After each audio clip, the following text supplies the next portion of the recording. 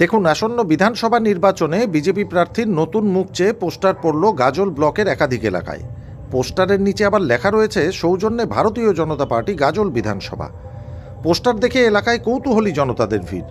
প্রসঙ্গত এর আগেও দুইবার সভা করে গাজলে বিজেপির বর্তমান বিধায়ক চিন্ময় দেব বর্মনের বিরুদ্ধে সোচ্চার হয়েছিল বিজেপির একাংশ কর্মীরা। তবে এবার চিন্ময় দেব বর্মনের নাম না করেও পরোক্ষভাবে তার বিরুদ্ধেই পোস্টার পড়ল গাজল ব্লকের একাধিক এলাকায়। গাজল থানা সংলগ্ন এলাকায় থানা মোড়ে একটি বিশ্রামাগারে একটি পোস্টার লাগানো, পাশাপাশি আলমপুর এলাকাসহ একাধিক এলাকায় একই রকমের পোস্টার দেখা গেছে। কে বা কারা এই পোস্টার লাগিয়েছে সে বিষয়ে নিয়ে কেউ কিছু বলতে পারছেন না। এ বিষয়ে গাজলের বিজেপি বিধায়ক চিন্ময় দেব বর্মন জানান, বিজেপি পার্টিকে কালিমালিপ্ত করার জন্যই এই ধরনের কাজ করেছেন কেউ বা কারা। এই কাজটা ভারতীয় জনতা পার্টির কোনো কর্মী প্রথমত করতেই পারে না, কারণ আমাদের কর্মীরা একটা নির্দিষ্ট আদর্শে বিশ্বাস করে এবং সেই আদর্শেই তারা রাজনীতিটা করে। কিন্তু হয়তো আমার সাথে আমার দলেরই কোনো মানুষের কোনো কারণে আর তাদের মনক্ষুণ্ণ হয়েছিল, যে কারণে তারা বিগত দিনে সংবাদ মাধ্যমের মধ্য দিয়ে নিজেদের ক্ষোভ প্রকাশ করেছিল।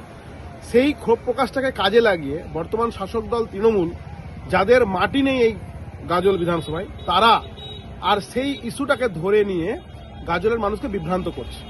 এবং দলীয়ভাবে এরকম কোনো নির্দেশ এখনো পর্যন্ত নেই যে প্রার্থী বদল বা অন্য কিছু।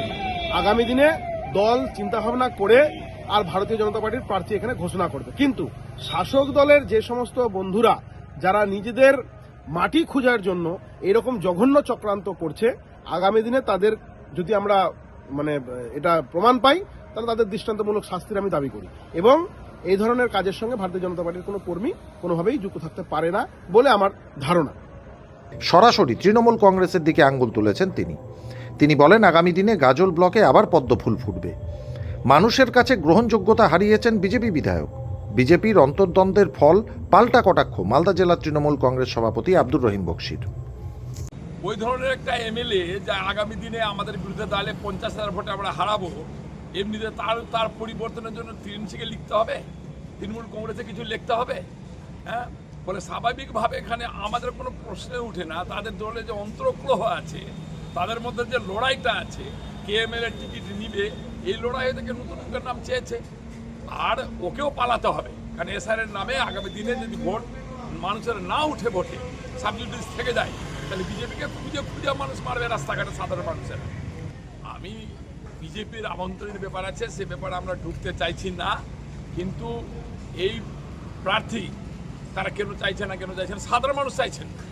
এখন আমাদের এখানে কোনো ফ্যাক্টরি নয় যে বলছে তৃণমূল বলেছে। এইরকম একটা প্রার্থী, যে প্রার্থীকে মানুষ গ্রহণযোগ্যই করছে না, সে মানুষ থেকে দূরে সরে গেছে, তার বিরুদ্ধে টিএমসি লিখতে হবে।